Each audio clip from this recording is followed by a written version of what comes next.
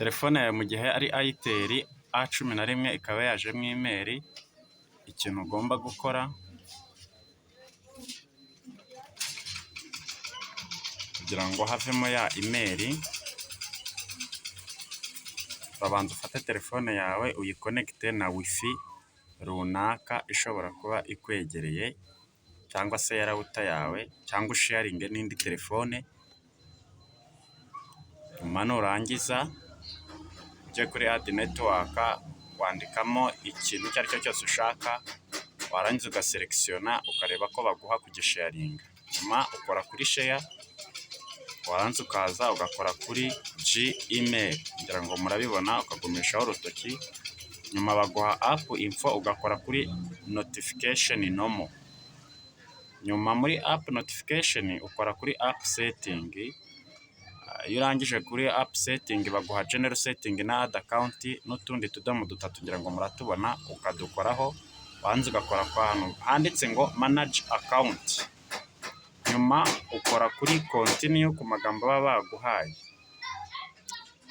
Warangiza ahangaha icyo ugomba gukora, uba ugomba gusubira kuri ya telefone yawe, noneho ukajya wayikonekita na wifi cyangwa se wireless iri hafi yawe. Ushobora gukoresha telefone cyangwa se router, mbese ukoresha internet ikwegereye. Uyu murabona ko yakoresheje iriya, nk'uko nawe wakoresha indi yawe bwite. Ushobora gukoresha telefone cyangwa se router cyangwa se zino email rusange. Nyuma ukaza kuri application. Iyi application nyuma yo kuyizaho ujya kureba ahantu handitse Google App, ukajya muri Google App. Nyuma warangiza ukayidisablinga, ukayibuza gufunctiona. Ujya kuri notification, warangiza ahangaha ukagaruka kuri app setting, ujya kuri feed ukayatsa. Hano ni ngo ntabwo ari ngombwa, ukora kuri no thanks. Nyuma ukabona Google search. Google search kigufasha ni ugushaka Chrome. Chrome murayibona. Nyuma ukora kuri Chrome,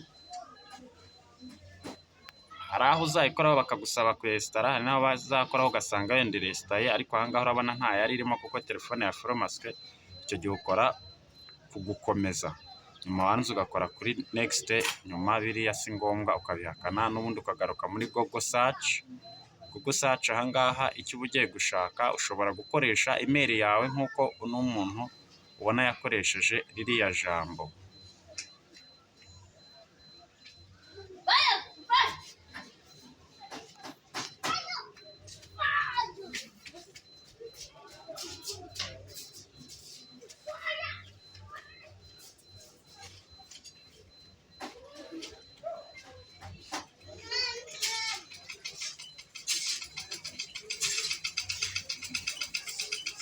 Igikurikira ahangaha, nyuma yo gushyiramo email yawe, ushobora gushyiramo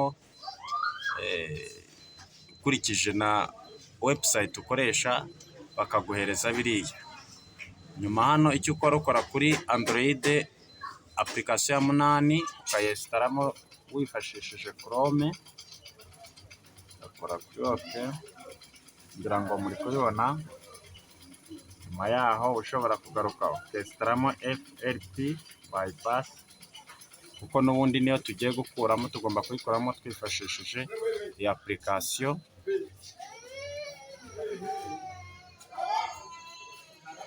Nyuma warangiza ukajya kureba ko byabaye downloaded. Ibi bintu iyo birangiye wesitara buri application.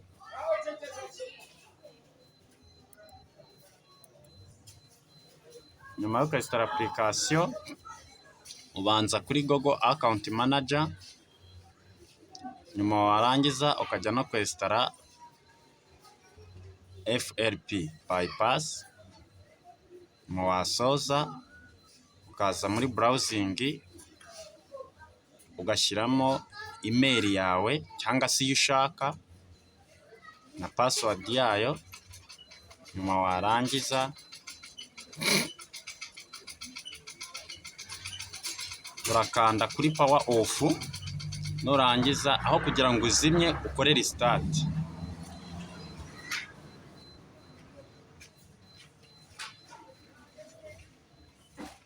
Restart ugategereza telefone ikazima ikongera ikiyatsa.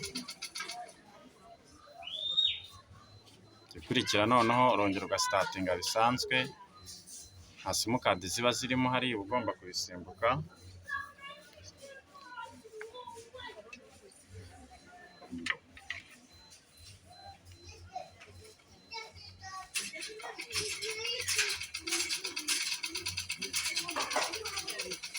Ugomba gutegereza amasegonda makeya.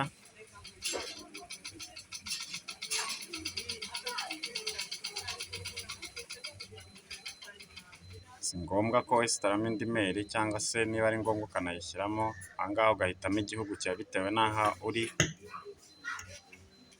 telefone yawe ukaba urayirangije. Uramutse ukunze iyi video urakora like, share na subscribe usangize n'abandi.